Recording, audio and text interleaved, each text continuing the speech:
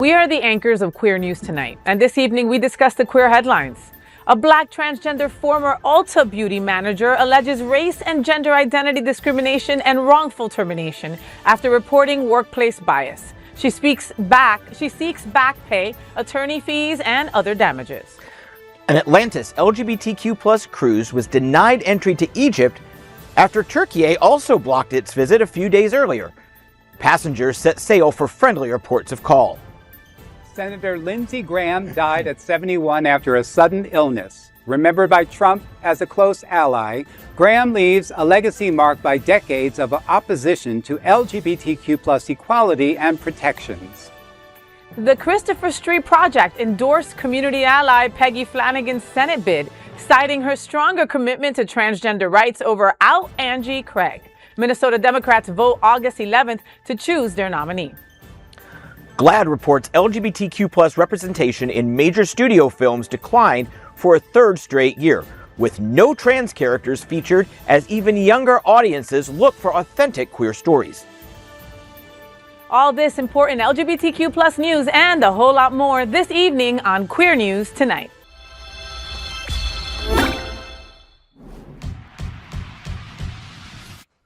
Welcome to Queer News Tonight. This is the world's first and only LGBTQ daily news television show broadcasting live and available on demand on your favorite streaming channels.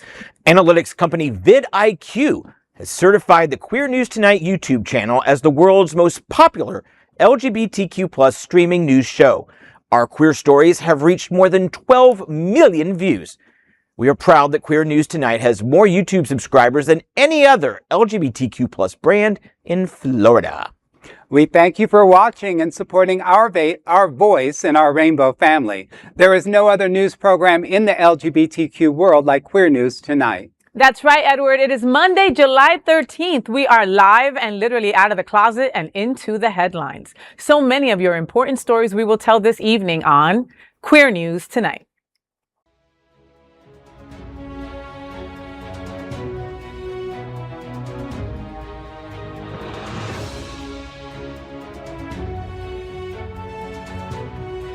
You're watching Queer News Tonight, the world's first daily LGBTQ evening news show.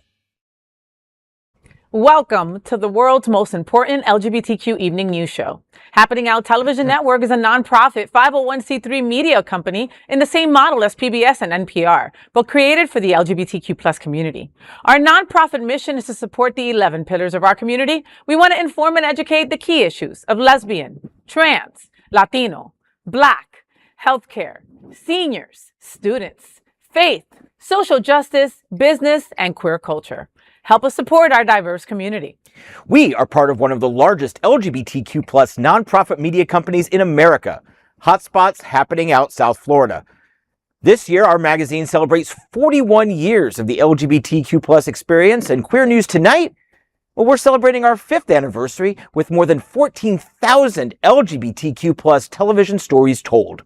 We present South Florida's major LGBTQ events, including Pride Fort Lauderdale, Stonewall Pride, and Pride Fete.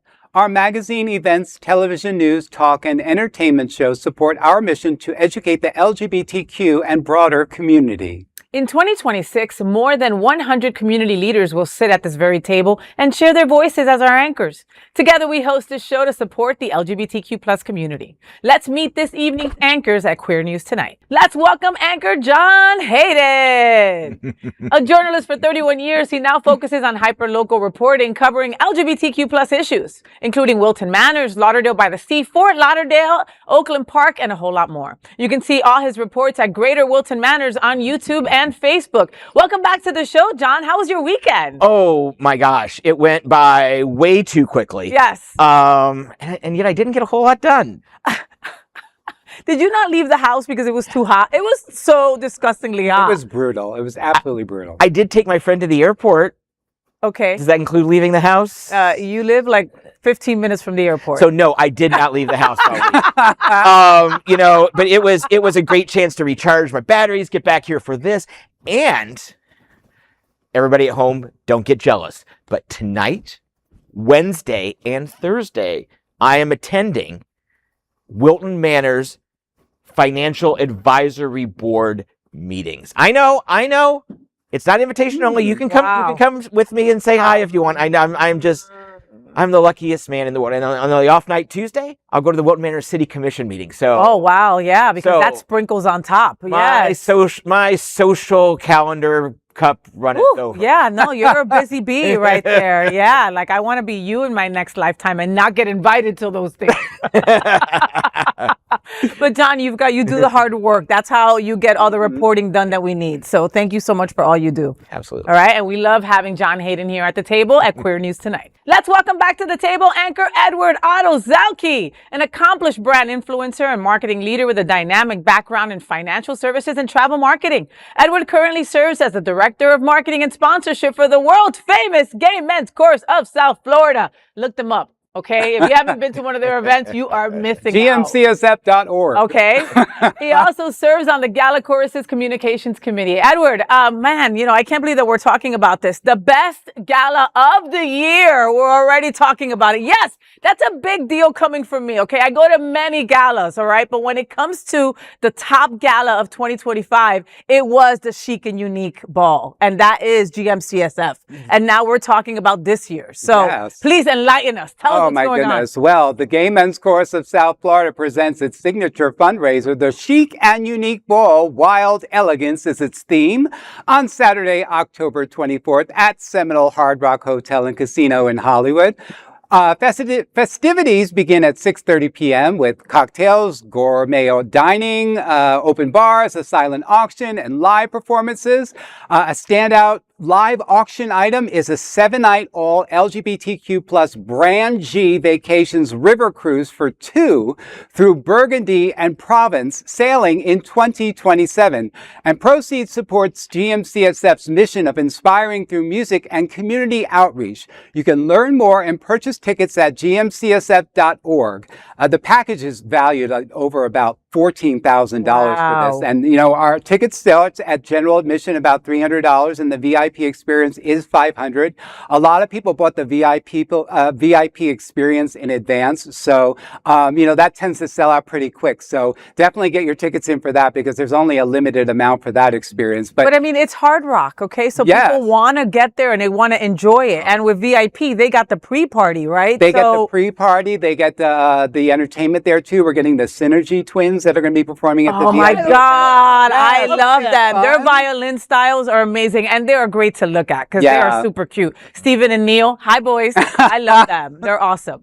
But this is so important for us to do this annual fundraiser because as people know, in our state, the DEI related legislation was signed by our governor. And, we're losing about $90,000 from government funding next year, come January 2027. So, this annual fundraiser is extremely important for us because, we're not just there, but in other government funding, we're also losing money too. So we're really just, making sure that we get the word out there and partnering with other people too to get this out there. So we're really excited to bring Brand G into the, once again into the family. They have been a sponsor of ours, I would say, for 10 years now, giving us wonderful trips to auction off. And so we're really excited to have them at the ball this year too. So it's going to be really Thank you, Brand G. Thank you, because those trips are exquisite. They're just incredible. I mean, lavish and amazing. Yeah. And so for these trips, are they raffle tickets? Are they the live raffle? How can you get in on that? So for this particular one, it's a live auction. So you have to be there in the room or on phone because people are going to call on phone and place the bids live. So that happens live. But there is a silent auction item that does offer smaller vacation packages that will be available too. So those will be announced probably a month before the ball, and then people will have opportunity to go on site and just start bidding for them right away. But there were so many last year, and they went. I mean, and the bidding was like you had to be on top of it because people were not playing, and they were there with their husbands or significant others, and you could see one of the pair going, "You're taking me there, and you better win this." Yeah, I mean, we have a lot of help because you see a lot of, we have people called red hats, and they'll walk around the entire arena while that auction's going on just to make sure every bid is counted for. We just don't want to be running into that person that's like, I was raising my bid and I didn't get it because, it would look bad on both of us. Right, because that's leaving money on the table. Exactly. Now, general admission starts at $300, VIP package at $500. What I will be attending this. Obviously, I'm a reporter, and I will be there. You will. His press pass. So if you buy the VIP package, I will leave you alone. All night. No red carpet, not sneaking up on you to ask you what the hell's going on with whatever organization you belong to.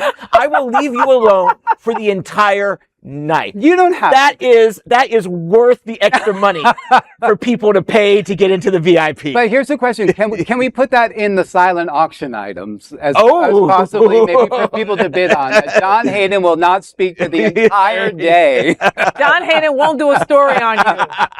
You can do anything bad and he just can't for up to 3 months. Oh Lord! I mean, spoiler alert! I'm already taking Christmas off anyway, so can't wait for that though. Well, Queer News Tonight looks forward to seeing you all at the GMCSF Chic and Unique Ball, and also for your chance to be part of the live auction for the LGBTQ plus river cruise as well. All right, so the Chic and Unique Ball is coming up October 24th. All right, it'll be here before you know it, so put it on your calendar and get your tickets ASAP. Okay. Also, tickets do sell out, so I'm telling you to go get your tickets. All right. And now, the moment we've all been waiting for, the opportunity to say, "Hey, howdy," to our lead anchor, FayWhat. She is a legendary events host, television and radio personality, and host of Hotspot's Happening Out's FayWhat show, which drops tomorrow morning. Who's on this week? Oh my God. So I'm really excited about my guest this week. Okay. Their name is Manesh Chapman, and they work over at Trans Inclusive Group. And we were able to partake and talk about all kinds of different topics in life, you know, affecting our community, affecting not our community, right? From Madonna to Karamo Brown and everyone in between. We're going to be talking about all that tomorrow. Plus also talking about some of the future events that Trans Inclusive Group has coming up. And so, you know, in supporting Trans Inclusive Group, and just because Manesh is such a great friend, I have them on the show tomorrow, and it's going to be a great fun. Yay. I can't wait. Yes. All right. So let's get started on Queer News Tonight. I'm FayWhat, and let's queer up justice. Former Ulta manager alleges she was fired after reporting anti-trans bias. Deja Majors, a Black transgender woman and a former sales manager at the beauty company's Canoga Park, California store, claimed she was subjected to a hostile work environment, retaliation, and wrongful termination based on her race and gender identity. According to the lawsuit, Majors worked without incident after joining the company in 2023. She alleges the situation changed following the hiring of a new general manager. Beginning in February, Majors received written warnings over performance issues tied to event planning and credit card sign-up goals. After submitting an action plan, she says she received no response. In March, Majors was issued a final warning. The following day, she filed a written discrimination complaint. The lawsuit alleges a district manager dismissed her concerns during a video call. Majors was then terminated in early May when she returned from a previously approved vacation. The complaint also alleges similarly situated cisgendered employees were not subjected to the same level of scrutiny or discipline. The complaint states, quote, "The pattern and timing of these actions support that plaintiff's race was a substantial motivating factor in the adverse employment actions taken against her," end quote. Ulta and the manager did not respond to reporters' requests for comment. The lawsuit seeks back pay, attorney fees, and restitution for alleged unfair business practices. Well, you know, this was a hard one to swallow. I get my makeup done at Ulta all the time, you know, and if these allegations are true, that's not beauty, that's ugly, you know. Companies love waving rainbow flags in June, but the real test is how they treat our people, how they treat LGBTQ plus employees, you know. So, I mean, do we know that this is correct, that she was wrongly terminated? We don't have a lot of the information per se, you know, but no one should be treated unfairly or different because of who they are authentically. You know, I mean, one of my makeup artists at the Ulta locally in South Florida is trans. I know lots of trans women who work at Ulta and other makeup brands and have wonderful careers and are super happy. So maybe, you know, we don't want to tell people that Ulta as a whole is treating transgender folks wrong, you know, but at this particular store, she feels this way and her feelings are valid. And this isn't some random in the middle of nowhere interior California. Rural. This is LA. Yeah. Basically. This is LA County. Yeah. And so these cases are incredibly difficult to prove. But I'm going to just act on the assumption that at least some of this is true, whether you can prove it or not. But good for her for standing up for herself, because too many times people let it slide, Stay quiet. and it lends credibility to the claim because most people don't want to bring that kind of attention to themselves. Yeah. So You're right. So fight your fight, live your truth. I definitely think that, this was targeted. It feels that way. You have a new general manager coming in at the beginning of the year, and then all of a sudden there's problems with You're written up all of a sudden. And it's within the span of a few months. So, and nobody else is getting that scrutiny. So, yeah, I mean, I feel like that was targeted, and whatever, hopefully there'll be a better outcome for this person. And when the better outcome is, I hope that we report it, because unfortunately these things go reported and then they go away. Yeah. Right. And then, or they take the lawsuit back because they're targeted. You know what I mean? So like you said, kudos for you being a proud warrior and going after, what you feel is right. Hey everyone, I'm John Hayden, and let's queer up the world view. LGBTQ plus cruise denied entry to Egypt days after being turned away by Turkey. Passengers aboard the Scarlet Lady, chartered by Atlantis Events, woke to a letter announcing the ship would not be stopping in Alexandria. Atlanta's CEO, Rich Campbell, wrote, quote, "Early this morning, we were informed that Scarlet Lady has been denied entry into Egyptian waters and, as a result, will no longer be able to call in Alexandria today." End quote. Campbell says the company was surprised by the decision, noting it had successfully sailed a similar itinerary last year.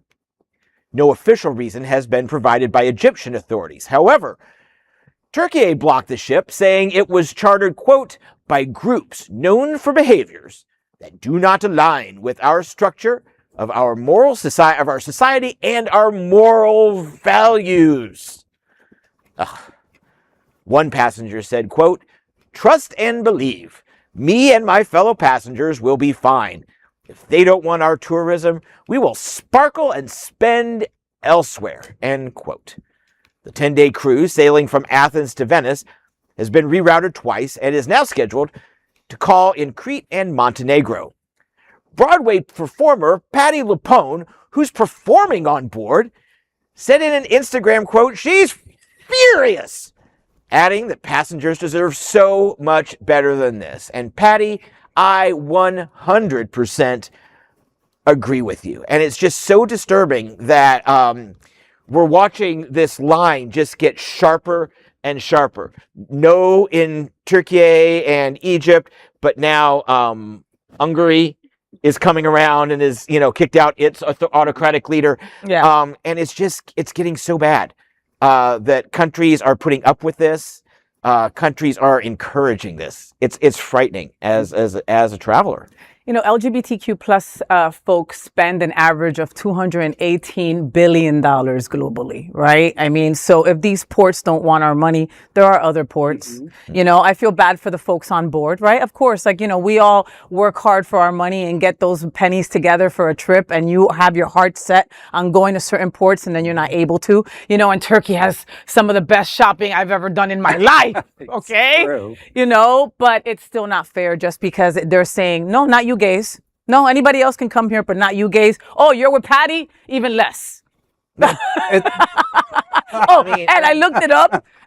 Remember what I asked you before the show? Because I was like, is Patti still on that ship? She's still on the ship. So Is it the same ship from last week? Or is this a second? Yes, no, it's the same. It's a 10-day. It's a 10-day cruise. Wow. So that's saying a lot in terms of with this particular ship and out in these countries. It's just really telling.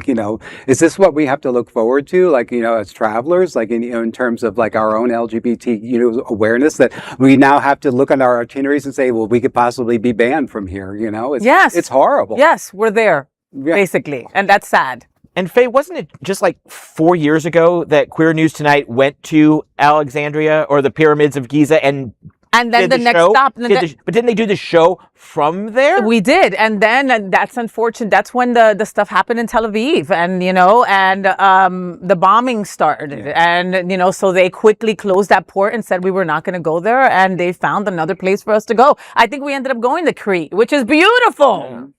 You know, it's Yeah. not the port that we were, I really wanted to go to Tel Aviv. I was really looking forward to that. And now I think that will never happen. But, it is what it is. Big shout out going to Virgin Voyages for always giving us a space. I mean, Virgin Voyages love their gays, I'm going to be on the Scarlet Lady in a couple of weeks and I can't wait for 10 days. And, and I hope that they leave Patty there for me. No. Don't leave her there. Don't leave Patty LaPointe. Don't. I'm Edward Otto Zielke, and let's queer up politics. Trump ally Lindsey Graham dies at 71, leaving behind a long record opposing LGBTQ plus rights. U.S. Senator Lindsey Graham, the South Carolina Republican who became one of Trump's closest allies, has died at 71 after what his office described as a brief and sudden illness. President Trump announced Graham's death on Truth Social, writing, quote, "Senator Lindsey Graham, one of the greatest people and senators I have ever known, is dead. He was always working and was a true American patriot. Lindsey will be greatly missed. Details and arrangements to follow. So sad." End quote. However, for LGBTQ plus Americans, Graham's legacy includes consistent opposition to marriage equality, workplace non-discrimination protections, and the repeal of Don't Ask, Don't Tell. Graham has a decades-long record opposing LGBTQ plus rights. He voted for the Defense of Marriage Act in 1996, opposed the Employment Non-Discrimination Act, voted against the Respect for Marriage Act in 2022, and described himself as, quote, "a proud defender of traditional marriage," end quote. Throughout his political career, Graham also faced persistent public speculation about his sexual orientation, which he repeatedly denied. Graham served more than 3 decades in Congress and was campaigning for a 5th Senate term at the time of his death. Well, we don't wish anybody, we wish his family or whoever he called family peace, but, this is, he's gone. We don't have amnesia, and we know exactly how he has been in terms of the LGBTQ plus community. And, to be honest, I don't give really any second thought to any of this, It's sad because he had a platform. He could have used it to benefit, equality and human decent rights and stuff. And he just chose not to do that. And he made his whole career about the complete opposite. It's kind of sad, when you think of someone self-loathing that much. I mean, maybe he wasn't gay, but he was a homosexual. How about that? You know what I mean? Like, there are lots of rumors about him. He never got married. All right. There's nothing against anybody who doesn't get married. Right. He never had children. He would go above and beyond to fight for marriage between a man and a woman, and sometimes when you fight that loud is because you're really battling who you really are inside, and I don't wish that on anybody, even someone who has targeted our community, so much. They say that he died of an aortic dissection, that could come on just like that. And then they had him hiding. People were looking everywhere for Mr. Graham. And, it was like, and all the memes were coming out and it was awful, and the conspiracy theories too. I started hearing things about Russia possibly, like, poisoning him just as he got back and stuff. And they were quick to put out that autopsy report right away. So, who knows? Will we miss him, John? Well, I will tell you, do you want to call him gay? Do you want to call him a homosexual? Let's just compromise in the middle and call him what he was. Sodomite. He hit on someone I used to date. Oh, okay. Like flat up, way back in the day. I think it was during his first or second, it was during his first Senate term at a rally. He hit on someone I had yet to date, but I've heard the story from him. So that's what he is. He's been vile for a long time. He was a House manager for Bill Clinton's impeachment trial. So let's not lionize this guy for, offering a Democrat colleague, a Kleenex once when they were having an allergy attack. We're starting to see with this across the aisle, like, oh, we disagreed on policy, but I really liked him. No, Absolutely not. This is what MAGA is going to start doing en masse within the next 3 to 5 years. Oh, no, I was Republican, but I wasn't really MAGA. No, we have to attach this like the anchor it's going to be, the political anchor it's going to be, the human rights anchor that it's going to be. Lindsey Graham is gone, and I, for one, to say, girl, bye. I'm FayWhat, and let's queer up politics. LGBTQ plus group backs ally Peggy Flanagan over lesbian Angie Craig for Senate. The Christopher Street Project has endorsed Minnesota Lieutenant Governor Peggy Flanagan in the Democratic primary for the U.S. Senate, backing the longtime LGBTQ plus ally over lesbian Congresswoman Angie Craig.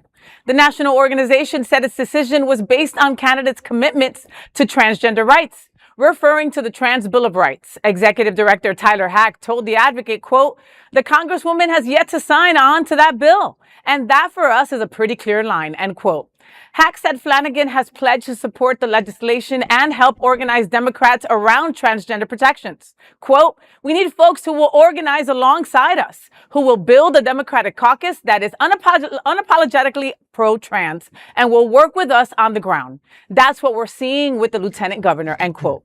The endorsement comes even as Craig has earned support from prominent LGBTQ plus leaders, including Jim Obergefell, the Human Rights Campaign, Equality PAC, former Transportation Secretary Pete Buttigieg, and Senator Tammy Baldwin. Flanagan said the endorsement reflects a shared commitment to civil rights. Minnesota Democrats will choose their nominee to fill the Senate seat being vacated by retiring Senator Tina Smith. Wow. Well, this one proves being LGBTQ plus isn't automatically enough anymore. Voters and advocacy groups are asking, what are you also doing for the rest of the community? I mean, I sit at many tables being the only woman at the table, okay? And when I am at these tables, I frequently say, okay, where's the trans person? Where are they? Are they coming in next? Are they coming into the next meeting? What are we doing, right? That is our job as being inclusive, all right? So, the lesbian, if she just expected to just get everybody to go co-sign with her and she wasn't ready to sign on to this bill that's very important and be part of this group to help trans equality, then I understand why she didn't get the backing, I'm so inspired because, this is amplifying transgender rights and you're starting to see it from allies and stuff. And that's what exactly we need to do. Yep. To not just go into these midterms, but also to go into the next presidential election is our voices have to be louder. And we have to be more unified at this point, too. So it's good to see that there's allies out there in other parts of the country that are supportive of this. And yes, sometimes, as people, we tend to get sometimes, caught in our own, view of sometimes, and we don't see the cart before the horse. But, hopefully, hopefully this isn't something that has, stigmatized her, this woman's place, I guess, in the state. Well, Minnesota's Democratic Party is the most progressive chapter of the Democratic Party that wins races in the country. Some states might be more progressive, but they don't do a damn thing because they're in Alabama. And it's important because it's a swing state. And too. It is a swing state. So that's good. I'm concerned about this Senate seat. I'm very concerned about this because Minnesota, in addition to being progressive, also tends to vote for a famous name. Now, they didn't vote for Trump, but remember they gave us Jesse Ventura a few years ago. I'm just saying. And someone running for the nomination on the Republican side is Michelle Tafoya. She is the former sideline reporter for NBC Sunday Night Football. Okay. She's got personality for days, looks great. I'm concerned about this seat because she doesn't have great views for our community, but she's likable, and I'm concerned that she's going to be the one who wins. Whoever the Democrats nominate in their primary next month. That's a bit of a tangent, but that's my concern. And we're all here for your concern, John Hayden. Girl, bye. Hey everyone, I'm television's John Hayden. Let's queer up entertainment. GLAAD report finds LGBTQ plus representation in films declining for third straight year. The new study says LGBTQ plus representation in major studio films continued its decline, marking the third straight year for losses. Merely 46 of 225 films released last year featured queer characters, meaning only about 20% of last year's movies are inclusive of the queer community. That's down from a record 28.5% in the 2023 study. GLAAD president and CEO Sarah Kate Ellis says, quote, "If the industry doesn't prioritize investing in films with LGBTQ plus characters, it risks losing a generation that will go elsewhere to find entertainment that does include our community," end quote. The report identifies mid-budget and horror films as positive standouts for queer inclusion and praises Hedda, Blue Moon, and Sorry Baby for centering LGBTQ plus characters. However, GLAAD found no transgender representation in the films. The report says, quote, "The misrepresentation and exclusion of trans characters and stories in entertainment, while politicians and anti-LGBTQ plus activists are fixated on targeting trans people through misinformation, anti-trans legislation, and violence, is unconscionable." GLAAD's report focused on the 10 biggest distributors, including Disney, Sony, A24, and Netflix, and praises several small distributors for expanding their queer storytelling. It also says younger audiences are driving the demand for queer content. I mean, you know what? You got to look at us. You got to recognize this, or we will go elsewhere. Because people aren't going to the movies anyway. Yeah. I mean, when I worked at Deco, we would have, I remember there would easily be at least 300 to at least, numbers, they're hard. There would be at least 3 $200 million debut weekends per summer and another 3 around the holidays. We don't have that anymore. That doesn't even exist anymore, you know? And the reality is that Gen Z is the queerest generation ever. All right. And they don't want to go to the movies because they don't see themselves in the movie theater. Think about all the streaming options that we have. You know, GLAAD does this also when it comes to TV, right? And for TV, we've got a lot more representation than we do in films. Yeah. All right. Gen Z is not going to pay $24 to go to the movies. It's a lot. Okay, they're not going to pay it. They're just not. And especially if they're not going to see themselves on it. So, I mean, they keep on wondering why they're losing the younger generation. This is why. It is. And, you know, businesses are, you know, producers are not investing in our storytelling at this point. And that's a clear, you know, view of exactly where we are in terms of our administration and stuff. So, you know, we need people to invest more in our stories and stuff. And so getting the word out there. So things like Outshine Film Festival here and telling our stories, and A24, you know, and some of these Netflix stuff that you see, it's so important. So definitely it's worth the buck to just, you know, stream. When was the last time you went to the movies, Edward? I went and saw, what did we see last? Outsiders. The Outsiders, I think, was in last 1983. Week. When the hell was that? Oh, no. I'm sorry. I was like, that. I was like, what? I'm like, that sounds like a really old movie. Obsession. I'm sorry, Obsession. Obsession. Oh, okay. Isn't that what it is? Obsession. Yes. What was that about? A guy dating another. This girl was. Okay, he fell asleep through it. But he went. Okay, but you went. Did, yeah. But you went. Okay, when was the last time you went to the movies, John?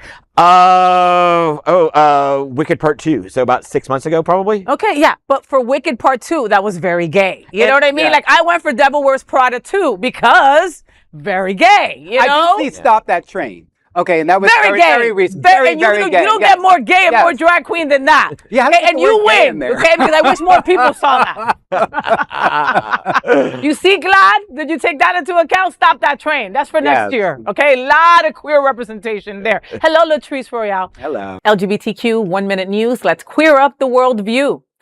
Amnesty International labels J.K. Rowling's Beira's Place an anti-rights organization. Amnesty International UK identified J.K. Rowling's Edinburgh-based sexual assault crisis center, Beira's Place, as an anti-rights organization. The statement was made in a new report named A Growing Threat, the Anti-Rights Movement in the UK, which examines threats to women's and LGBTQ plus rights in the UK. Founded by Rowling in 2022, Beira's Place says it provides practical and emotional support to women in a woman-only space operating under the UK Equality Act 2010. This report is not available online and links to another message that says, quote, "We have temporarily removed this briefing while it undergoes an internal review. Amnesty International UK remains committed to researching and campaigning on human rights issues, incorporating our long-standing and explicit commitment to gender justice, including the rights of women, LGBTQI, and trans people," end quote. According to online reports, Amnesty listed Beira's Place under its gender-critical category alongside organizations including LGB Alliance, For Women Scotland, and Sex Matters. You know, at this point, J.K. Rowling has spent so much time fighting transgender people, she's becoming more famous for Twitter wars than wizards. Yeah. Imagine using all that magic and still choosing division over compassion. You know, I mean, she's always going to be a TERF no matter what, okay? So, I mean, like, this labeling is not surprising to me. Girl, bye. That's all I got better to say. myself. Couldn't have said it better myself, Edward. Yeah, well, and let's break down, I mean, this story is a little confusing. It's 1 minute news, so we can't really get our hands into the weeds and really figure out like which report says what. But let's break down the coding. Women only, real women. That means no trans. She is anti-trans. You said she's a TERF, but that's what the code means. Yeah. It doesn't say anti anything, but when it's pro women, we know it's not pro all women. Yep. Right. She just a couple weeks ago I was so disappointed to see this. She made it. Queen Camilla made an appearance with her, took a picture with her, and I'm like, oh. I mean, 'cause I know the royal family is good on LGBTQ rights, and you know, I mean. And probably the last movie that Camilla saw in a theater was one of the Harry Potter movies. Yeah. So like, probably. Like I'll sort of put a little bit of grace on there, but come on, she and her handler should know better. 100%. If a real queen doesn't have a gay person on their staff to tell them these things, girl, bye. Girl, bye. LGBTQ plus 1 minute news. Let's queer up entertainment. Connor Storrie reportedly joining Billie Eilish in the Bell Jar adaptation. The heated rivalry star may have landed his next role in a now deleted Instagram post from Canada's Parkwood National Historic Site read, quote, pardon me, "That's camera wrap on Parkwood's role in the Sarah Polley directed film The Bell Jar, starring Billie Eilish in her cinematic debut along with Connor Storrie. Neither the filmmakers nor representatives for Eilish, Storrie, or Focus Features commented on the casting." Okay, I worked in entertainment too long to know that was accidentally posted, because you know what? Now we're all talking about it. 100%. Listen, deleted Instagram posts are like the new Hollywood press release, okay? Yeah. I mean, like, that's how they're letting us know that this is the deal. Like Gypsy Rose Lee used to say, you make him beg for more and then you don't give it to him. Oh, I love that. And just one thing, this is Billie's film acting debut. But she's acted before, right? No, she's got 2 Oscars. I know, for the writing. For the writing, for her and her brother. For her and her brother. Yeah. So, I mean, I don't know. I mean, I'm sure she's probably acted some music videos, I mean, to begin with. But still, she's already got 2 Oscars. I don't care what you have 2 Oscars for. Girl got 2 Oscars. Girl, bye. Give space for everybody else. Yeah. LGBTQ 1 minute news. Let's queer up justice. LAPD officer who recorded alleged homophobic remarks could face criminal charges. LAPD officer Daniel Flores turned over about 90 recordings of colleagues making alleged homophobic, racist, and sexual remarks to department officials as part of an internal affairs complaint filed last year. The recordings made between March and October 2024 at LAPD personal buildings allegedly captured officers responsible for recruiting new police members using slurs and making offensive comments. According to the Los Angeles Times, state prosecutors are considering charges under the California Invasion of Privacy Act, which prohibits recording private conversations without consent. Violations can be misdemeanors or felonies. Flores' attorney argues that as a police officer conducting an investigation, he had the authority to make the recordings. Well, I think he's brave for being, a whistleblower in terms of this too. Obviously he didn't trust the process. But, it's kind of tricky, it's like he broke the law too. So, how many recordings was it? 90? 90. That's a lot. But that's like going undercover.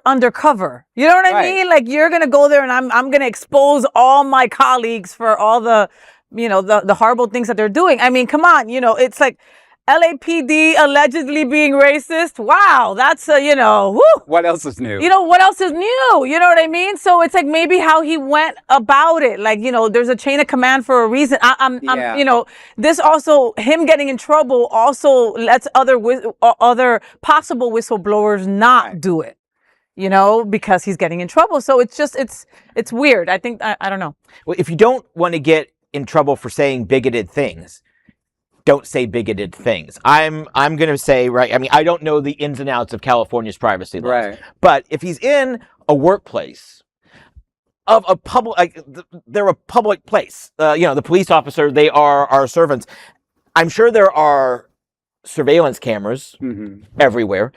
Police are often using their body cams, and whenever they consciously turn them off or shut the microphone off, something shady's going down. There's no need to ever necessarily do that. So I think that the other officers' reasonable expectations of privacy don't apply here. They're at work in a public place with cameras all around. I don't know if they have mics, and everybody should be wearing, I know not all detectives do, but should be wearing body cameers. And during work hours. And like during work hours. Yeah. This wasn't something he did at a bar where he just kind of, acts like, oh, let me just get this text message. And now they're recording everything. So I'm with the officer who's exposing it, and, bigots can suck it. LGBTQ 1 Minute News, let's queer up trans rights. Idaho LGBTQ plus advocates launch trans-friendly bathroom map. Idaho LGBTQ plus advocates have launched the Idaho Inclusive Bathroom Map, an online resource identifying trans-inclusive restrooms across the state. Created by Trans Affirm, the map highlights businesses and community spaces where people can safely use facilities that align with their gender identity, with most locations offering single-stall, gender-neutral restrooms. The initiative follows a new Idaho law, which took effect July 1st and restricts restroom use in government buildings and public accommodations based on sex assigned at birth. Parts of the law are temporarily blocked as a federal legal challenge proceeds. When we first started reading this, I looked at all of you boys and I was like, I can't believe we're doing this story, right? And then it was like, I can't believe we need a map like this, right? And my first was like really like in disgust, like, why do we need a freaking map? Come on, right? But then my second thought was like, we need a bathroom map, I think about our fellow anchor, Raji Narayan Singh, who always tells us about how she's in constant fear whenever she needs to go to Tallahassee because she's fighting for our rights wherever she goes, that they have to drive from here to Tallahassee and that they will not stop in bathroom stalls. Right? That they will have to make different, other ways to go to the bathroom on a 10-hour trip because of their fear of stopping in certain cities. It's very inventive to have this map, and especially in a state like Idaho, where you don't think that there's a lot of, human rights towards LGBTQ plus people. So this is something very inventive, and I think that, other states can benefit from something like this, not just with bathrooms, but other safe spaces for transgender and LGBTQ people. So I have to correct you. Yes. It's not that inventive. Back in the 50s and 60s, probably the 40s, there was the Green Book. Yes. That where Black people who were traveling, going on road trips, would be able to know where they would be served, where they could get hotel rooms. There was a movie based on it about 7 or 8 years ago, starring Mahershala Ali. So this is not new. The fact that we needed it back then is repulsive, and the fact that we need it a version now today is even more repulsive because we know better. We know better. LGBTQ plus 1 minute news. Let's queer up the world view. Russia replaces SpongeBob's rainbow with yellow arc amid ongoing LGBTQ plus censorship. Russia's crackdown on LGBTQ plus expression has reached an unexpected target SpongeBob SquarePants. Viewers noticed a famous scene showing SpongeBob creating a rainbow with his hands has been altered in the Russian version, replacing the rainbow with a plain yellow arc. Boring. Although the original moment has no connection to LGBTQ plus pride, many believe the edit was made to comply with Russia's so-called LGBTQ plus propaganda laws, which bars the banning of propaganda of non-traditional sexual relations. It started with just protecting minors back in 2013 and expanded to all ages in 2022. I mean, you know, this is distraction at its finest. Wow. Tens of thousands of Russian soldiers are dying in Ukraine, and they're worried about SpongeBob and his rainbow. And don't even get me started on Squidward's reaction. Oh my God, the problem is not the rainbow. All right. And we don't own the rainbow either. And the rainbow happens no matter what, regardless. You know, it's there for us to view anytime that we want. You know, it just comes from the sky, you know. I mean, it's just so silly that this is what we're all arguing about. It's just like colors, like you find in a crayon box. Personally, I'd be more concerned about how we got square pants, but that is for another discussion. These are today's headlines from Queer News Tonight, and our anchors represent the best of our LGBTQ family. If our community is important to you, please share this news with your friends and family. Don't forget to join the conversation on your favorite streaming platform.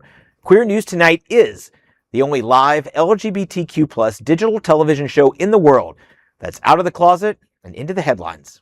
We need your support. If our community is to grow and then thrive, we must tell our stories and bring them to the attention of the broader world. This is the only place in the world that tells these type of LGBTQ stories in motion and sound. That is the passion of Hotspots Magazine, Happening Out Television Network, and Queer News Tonight. I'm your lead anchor, FayWhat, and I thank you for joining us on behalf of my fellow LGBTQ plus anchors here at Queer News Tonight, including John Hayden and Edward Otto Zielke. We'll see you daily at 8 p.m. To our LGBTQ plus world, we wish you a good night. And girl, bye. Bye.